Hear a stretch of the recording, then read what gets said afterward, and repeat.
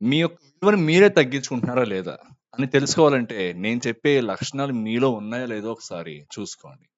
So, ఇంక late చేయకుండా మనమైతే వీడియోలోకెళ్ళిపోదాం. వెళ్ళే ముందు ఈ వీడియో కనుక మీకు ఏమాత్రం నచ్చినా సరే, please subscribe to this channel and please encourage me.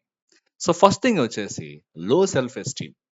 Self esteem అంటే ఆత్మగౌరవం అనమాట. ఆత్మగౌరవం అనేది ఒక చిన్న టర్మ్ ఏం కాదు. ఒక సింపుల్‌గా మనం ఏం దాన్ని డిఫైన్ చేయలేం ఎప్పుడు కూడా. ఈ సెల్ఫ్ ఎస్టీమ్‌లో చాలా రకాల క్యారెక్టరిస్టిక్స్ ఉంటాయన్నమాట. ఫర్ ఎగ్జాంపుల్ చూసుకున్నామంటే సెల్ఫ్ వర్త్, సెల్ఫ్ రెస్పెక్ట్, అలానే సెల్ఫ్ కాన్ఫిడెన్స్, సెల్ఫ్ యాక్సెప్టెన్స్ ఇలా చాలా ఉంటాయన్నమాట. ఇవన్నీ కలిపితేనే మన ఆత్మగౌరవం అవుతుంది. ప్రెజెంట్ నువ్వున్న సిట్యుయేషన్‌లో నిన్ను నువ్వు యాక్సెప్ట్ చేయగలుగుతున్నావా లేదా? లేపోతే నీ యొక్క వర్త్ నీకు తెలుసా లేదా? లేపోతే నీకు నువ్వు ఇంపార్టెన్స్ ఇచ్చుకుంటున్నావా లేదా? నీకు నువ్వు రెస్పెక్ట్ ఇచ్చుకుంటున్నావా లేదా? లేపోతే నీ మీద నీకు నమ్మకం ఉందా లేదా? ఇవన్నీ కూడా మన ఆత్మగౌరవాన్ని అయితే ఇంపాక్ట్ చేస్తాయన్నమాట.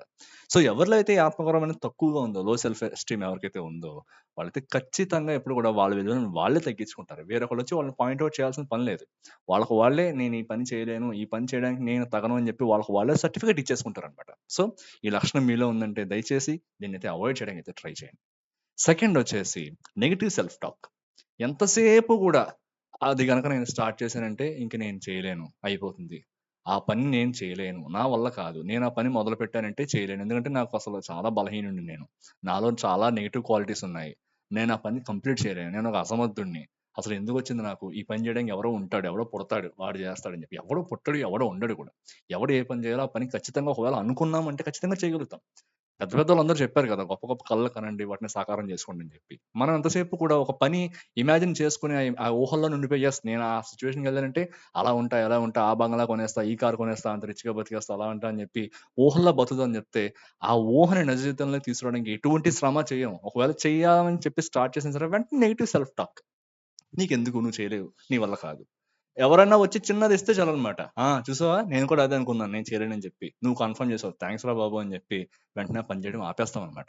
సో, ఈ విధంగా గనక మనం బిహేవ్ చేస్తున్నామంటే ఖచ్చితంగా మన విలువను మనం తగ్గించుకుంటున్నట్టే అనమాట. ఇది సెకండ్‌ది. థర్డ్ పాయింట్ వచ్చేసి ఫియర్ ఆఫ్ రిజెక్షన్. నేను ఆ పనికి నేను కుదరనంటే కుదరను. మీరొక జాబ్‌కి అప్లై చేయాలనుకుంటున్నారు. మీకు జాబ్ అనేది చాలా అత్యవసరం అన్నమాట. ఆ పర్టిక్యులర్ జాబ్‌కి అప్లై చేయడానికి ముందరే వాళ్ళు మీ యొక్క ప్రొఫైల్ చూసి మిమ్మల్ని రిజెక్ట్ చేయడానికి ముందరే మిమ్మల్ని మీరే రిజెక్ట్ చేసేసుకుంటారన్నమాట. లేకపోతే నేను అప్లై చేస్తే వాళ్ళు నన్ను రిజెక్ట్ చేస్తారేమో! సపోజ్ ఇప్పుడు నేను గనక నా ఒపీనియన్ బయటికి చెప్పానంటే వాళ్ళు నువ్వు చెప్పింది తప్పు అని చెప్పి అంటారేమో! లేపోతే నీకేం తెలీదు. మేమందరం మాట్లాడుకుంటున్నాం కదా! అని జెప్పి మొత్తానికి సైలెంట్‌గా ఉండిపోయి, ఎవరో ఒకళ్ళు రిజెక్ట్ చేస్తారని జెప్పి మనకు మనమే ఫిక్స్ అయిపోయి అసలు మనం చెప్పకుండా మిన్నకుండిపోతామనమాట. So, fear of self rejection అనమాట. ఎవరన్నా మనల్నొచ్చి రిజెక్ట్ అని చేస్తారేమో, ఆ నెగటివిటీనే మనం తట్టుకోలేమసల. ఆ థాట్‌నే మనం తట్టుకోలేమనమాట. భయమేస్తుంటుందనమాట. ఎవరైనా వచ్చి రిజెక్ట్ చేస్తారేమో, ఎవరైనా వచ్చి నేను చెప్పింది తప్పంటారేమోనని జెప్పి. సో, ఎవరికైతే ఈ విధమైన ఫీలింగ్ ఉందో ఖచ్చితంగా వాళ్ళని వాళ్ళే తగ్గించుకుంటున్నారనమాట. ఎందుకంటే వాళ్ళు ఎటువంటిది కూడా బయటికి నిర్భయంగా ఎక్స్‌ప్రెస్ చేయలేరు వాళ్ళెప్పుడు కూడా. ఇదెప్పుడు గుర్తుపెట్టుకోండి. ఈ లక్షణం అయితే తక్షణమే దీన్నైతే అవాయిడ్ చేయడానికైతే ట్రై చేయండనమాట. నెక్స్టొచ్చేసి సొసైటికల్ ప్రెషర్ అనమాట. సొసైటీ నుంచి చాలా మందికి చాలా రకాలుగా ప్రెషర్ అనేది వస్తూ ఉంటుంది. ఒక వ్యక్తి ఉంటాడు. ఆయనకి ఒక పని చేయడం అంటే చాలా ప్యాషన్. లేకపోతే ఆయనకి పెయింటింగ్ అంటే చాలా ప్యాషన్. కానీ సొసైటీ నుంచి వచ్చే ప్రెషర్‌కి ఏం చేస్తాడంటే, వాళ్ళ ఇంట్లో వాళ్ళు చెప్పడం గాని, సొసైటీలో ఎవరో ఒకడు వాళ్ళకసలు రిలేషనే ఉండదనమాట. వచ్చేసి వాళ్ళ కొడుక్కి ఆ కంపెనీలో 15,00,000 లేకపోతే 20,00,000 ప్యాకేజ్ వచ్చిందండి. మీ అబ్బాయి ఏం చేస్తున్నాడు? ఏం చేయట్లేదా? పెయింటింగ్‌లు ఇవన్నీ ఏం చేసుకుంటాడు? రోడ్ల మీద, గోడల మీద గీసుకుంటాడని చెప్పి ఏదో చులకనగా మాట్లాడతారనమాట. మాట్లాడగానే వీళ్ళేం చేస్తారంటే వెంటనే అయ్యో! నాకు పెయింటింగ్ అంటే చాలా ఇంట్రెస్ట్ ఉంది. నాకు ఆర్ట్స్ అంటే చాలా ఇంట్రెస్ట్ ఉంది. నాకు సైన్స్ అండ్ టెక్నాలజీ కన్నా నాకు ఆర్ట్స్ అంటే ఎక్కువ ఇంట్రెస్ట్ ఉంది. నేను ఈ విధంగా వెళ్దాం అనుకుంటున్నాను. కానీ వీళ్ళందరూ ఏంటి ఇలా అనుకుంటున్నారు. సో, నేను ఇప్పుడు సమాజంలో మంచి పేరు తెచ్చుకోవాలంటే నేను చేయాల్సింది వదిలేసి వాళ్ళందరూ చెప్పింది చేయాలన్నమాట అని చెప్పి, తన డెసిషన్‌ని కూడా తక్కువ చేసేసి పక్క వాళ్ళ దానికి ఎక్కువ వాల్యూ ఇచ్చి వాళ్ళని చెప్పింది చేస్తూ ఉంటారన్నమాట. ఖచ్చితంగా అప్పుడేమవుతుంది? సమాజానికి ఏ మెసేజ్ ఎళ్తుంది? వీడు ఎంచుకున్నది వీడే తప్పు అని జెప్పి అందరూ వాళ్ళే ఒప్పుకుంటారనమాట. మనకు మనమే ఒప్పుకుంటున్నట్టు. నేను చేస్తుంది తక్కువ లేకపోతే నేను చేస్తుంది తప్పు అని జెప్పి మనకు మనమే ఒప్పుకొని వాళ్ళు చేసిన దాన్ని చేయడం అనమాట. సో, ఈ విధంగా గనక ఉన్నామంటే ఖచ్చితంగా ఎవరో వచ్చి ఏం చేయాల్సిన పని లేదు. మనల్ని మనం తగ్గించుకుంటున్నట్టే అనమాట. సో, ఇది గూడా ఎప్పుడు గుర్తుపెట్టుకోండనమాట. మీకేదైనా ఉంది, సంథింగ్ ఏదైనా ఉంది, ప్రెషర్ ఏదైనా ఉందంటే ఆ ప్రెషర్ నుంచి బయట రావడానికి ట్రై చేయండి. మీరు ఎంచుకున్న మార్గంలో మీరు సక్సెస్ అవ్వడానికి కృషి చేయండి. ఖచ్చితంగా మీరైతే చేయగలుగుతారు. అంతే తప్పితే ఈ ప్రెషర్‌కి లొంగిపోయి మీరనుకున్న దాన్ని సాధించలేక లేకపోతే వాళ్ళు పెట్టుకున్న ఎక్స్‌పెక్టేషన్ తగ్గట్టుగా మీరు పని చేయలేక అనవసరంగా చాలా స్ట్రగుల్ అవుతారన్నమాట లైఫ్‌లో. సో, ఈ క్వాలిటీ ఉంటే దయచేసి దీన్నైతే అవాయిడ్ చేయండి. నెక్స్ట్ వచ్చేసి మీ యొక్క పాస్ట్ ఎక్స్‌పీరియన్సెస్ కానీ, లేకపోతే ట్రామా గాని అనమాట. పాస్ట్‌లో ఏదో జరిగింది. మీరేదైనా ఒక పని చేయలేకపోయారు. సంథింగ్ ఏదో ఇన్సిడెంట్ అయింది. అప్పుడు మీ హెల్త్ బాలేకపోవడమో, లేకపోతే మీకున్న అప్పుడున్న అనుభవాలు సంథింగ్ ఏదో ఒక దాని వల్ల మీరు చేయలేకపోయారు. ఇంకా ప్రతిసారి అదే రిపీట్ అవ్వాలని లేదు గదా!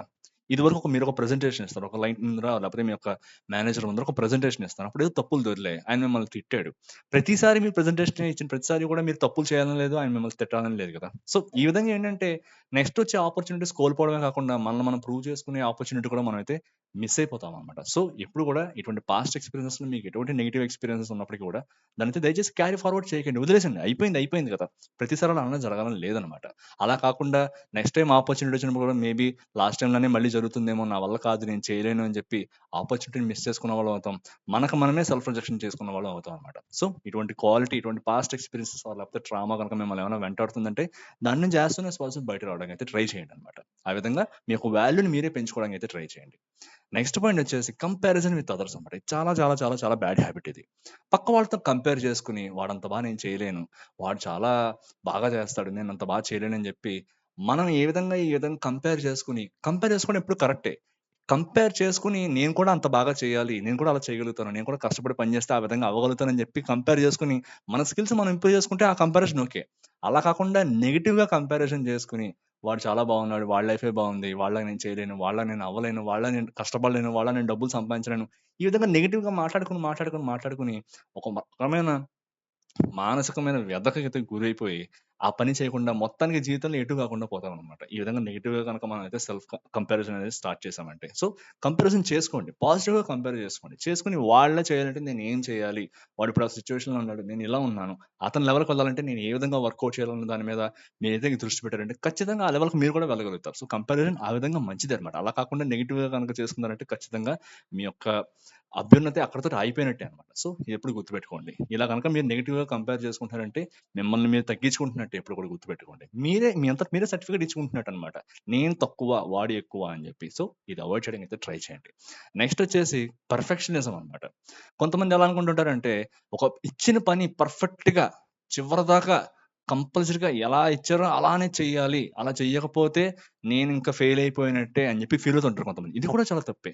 ఇది కూడా ఓవరే అనమాట. ఖచ్చితంగా ఓవరే ఇది కూడా. ఎందుకంతలాగా? అలా చేయడం వల్ల ఏమవుతుందంటే, ఒక రకమైన ఇంప్రెషన్ మీమే పెట్టేసుకుంటారనమాట మీరు. పెట్టేసుకొని నేను గనక ఈ పని పర్ఫెక్ట్‌గా చేయకపోతే నేను వేస్ట్ అని చెప్పేసి అనేసుకుంటారనమాట. ఎందుకు అట్లాగా అనుకోవడం? ఆల్మోస్ట్ మీరు చేయగలుగుతున్నారు కదా! ఈ విధంగా పర్ఫెక్ట్‌గా ఉండాలి. ఏదైనా పని పర్ఫెక్ట్‌గా చేయాలి. పర్ఫెక్ట్‌గా లేకపోతే నాకేదో అయిపోతుందని చెప్పి పెట్టుకోవడం వల్ల ఏమవుతుందంటే, ఆ సిట్యుయేషన్‌లో గనక మీరు దాన్ని పర్ఫెక్ట్‌గా చేయలేకపోతే, మీకు మీరే లో సెల్ఫ్ ఎస్టీమ్‌లోకెళ్ళిపోతారనమాట. అయ్యయ్యో! నేను చేయలేకపోయాను. ఏంటిది ఇప్పుడు ఏమనుకుంటారో ఏంటో అని చెప్పి. మొత్తానికి అక్కడితోటి ఆగిపోతుందన్నమాట ఆ పననేది. సో, మీకే అర్థమై ఉంటుంది ఈ పాటికి. అంత పర్ఫెక్ట్‌గా ఏ పని చేయాల్సిన పని లేదు. మీకిచ్చిన పని మీరు చేయండి. అంతే తప్పితే పర్ఫెక్ట్‌గా చేస్తేనే అది అయినట్టు 100కి 100% కూడా నేను చేయాలని చెప్పి ఎక్కడా ఉండదన్నమాట. సో, ఈ విధంగా ఎక్కువ పర్ఫెక్షనిజం మీద మీరు ఫోకస్ చేయకుండా ఎంత క్వాలిటీ మీరిస్తున్నారు? ఎంత క్వాలిటీ అవుట్‌పుట్ ఇస్తున్నారు? మీ ఎఫర్ట్ ఎంత క్వాలిటీగా పెడుతున్నారో దాని మీద మీరైతే ఫోకస్ చేయండన్నమాట. సో, పర్ఫెక్షన్ అనేది దానంతట అదే వస్తుంది తర్వాత. అంతే తప్పితే ఓన్లీ పర్ఫెక్షనిజం గురించి ఆలోచిస్తూ పర్ఫెక్ట్‌గా చేయకపోతే నేను వేస్ట్, నేను తక్కువ అన్న ఫీలింగ్‌లో కనుక ఉన్నారంటే మీ వాల్యూని మళ్ళా మీరు తగ్గించుకున్నట్టే అనమాట. నెక్స్టొచ్చి ఇంపోస్టర్ సిండ్రోమ్ అనమాట. ఇంపోస్టర్ సిండ్రోమ్ అంటే చాలా మందికి తెలీదు. ఇంపోస్టర్ సిండ్రోమ్ అంటే ఏంటంటే, వాళ్ళ యొక్క డౌట్ మీద వాళ్ళకే వాళ్ళ యొక్క ఎబిలిటీ మీద వాళ్ళకే డౌట్స్ ఉంటాయన్నమాట. వాళ్ళ దగ్గర ఖచ్చితంగా టాలెంట్ ఉంటుంది. వాళ్ళు చేయగలుగుతారు. ఖచ్చితంగా చేయగలుగుతారు. సపోజ్ ఈ ఇంపోస్టర్ సిండ్రోమ్ అనేది ఎక్కువ సాఫ్ట్‌వేర్ ఎంప్లాయీస్‌లో ఎక్కువుంటుందన్నమాట. వాళ్ళు కొత్తగా ఒక ఫ్రెషర్‌గా జాయిన్ అయ్యాడు ఒక కంపెనీలో. జాయిన్ అయిన తర్వాత అతనిలో స్వతహాగా టాలెంట్ ఉంటుంది. అతనిలో స్వతహాగా స్కిల్స్ ఉంటాయి. అతను ఎగ్జిబిట్ చేసేటప్పుడు ఏమనుకుంటూ ఉంటారంటే చాలామంది, ఇప్పుడు నేను గనక ఈ పని చేస్తానంటే అతనిలానే చేస్తున్నానని చెప్పి నేను అనుకుంటారేమో అని చెప్పి, ఆ పని చేయడం మొత్తానికే మానేస్తూ ఉంటారనమాట. లేపోతే ఎక్కడెక్కడ నేనేదన్నా వాళ్ళలా చేస్తున్నానేమో, లేపోతే ఒక రకమైనటువంటి సక్సెస్ నేను ఎవరిదన్నా కాపీ కొడుతున్నానేమో, లేపోతే నేను ఎవరిదన్నా చూసి చేస్తున్నానని చెప్పి అనుకుంటారేమో అని చెప్పి చాలామంది ఏం చేస్తుంటారంటే, ఆ పని చేయడం మొత్తానికే మానేస్తుంటారనమాట. ఈ విధంగా వాళ్ళు తగ్గించుకుంటూ ఉంటారనమాట. సో, వాళ్ళకొచ్చిన ఆపర్చునిటీస్ అన్నీ వేస్ట్ చేసుకుంటూ ఉంటారు. సో, ఇంపోస్టర్ సిండ్రోమ్ అనేది ఎప్పుడు కూడా తగ్గించుకోవడానికైతే ట్రై చేయండనమాట. మీకంటూ స్కిల్ ఉంది. దాన్ని మీరు ఎంకరేజ్ చేయండి. ఖచ్చితంగా మీరు చేయగలుగుతారు. మీరు ఎటువంటి సిండ్రోమ్ తోటి మీరైతే బాధపడలేదు. ఎప్పుడు గుర్తుపెట్టుకోండి. మీరేమనుకుంటారో దాన్ని ఎప్పుడు కూడా ధైర్యంగా ఎక్స్‌ప్రెస్ చేయడానికి ట్రై చేయండనమాట. సో, ఇటువంటి లక్షణాలైతే ట్రై చేసుకొని అవాయిడ్ చేశారంటే మిమ్మల్ని మీరు తక్కువగా అనుకోవడం మానేస్తారు. మీరు మంచి రిజల్ట్స్ అయితే జీవితంలో చూస్తారనమాట. ఎప్పుడు కూడా ఈ 8 లక్షణాలు ఏవైతే మనం చెప్పుకున్నామో వీటినైతే అవాయిడ్ చేయడానికి ట్రై చేయండి. ఎవరైనా సరే వచ్చి ఇది కాదు, మీరు ఇది చేయలేరని చెప్తే వాళ్ళు ధైర్యంగా చెప్పడానికి ట్రై చేయండి. నేను కాదు, నేను చేసి తీరుతానని చెప్పి వాళ్ళకైతే చెప్పడానికి అయితే ట్రై చేయండి అనమాట ఎప్పుడు కూడా. సో, మిమ్మల్ని మీరు ఎప్పుడు కూడా తక్కువగా అనుకోవద్దు. మిమ్మల్ని మీరు ఎప్పుడు కూడా అవమానపరుచుకోవద్దు. మిమ్మల్ని మీరెప్పుడు కూడా డిస్కరేజింగ్‌గా మాట్లాడుకోవద్దు. సో, ఎప్పుడు కూడా పాజిటివ్‌గా ఉండడానికి అయితే ట్రై చేయండి. సో, ఈ వీడియో మీకు నచ్చిందని అనుకుంటున్నాను. నెక్స్ట్ వీడియోలో మళ్ళీ కలుసుకుందాం. అంతవరకు టేక్ కేర్. బై.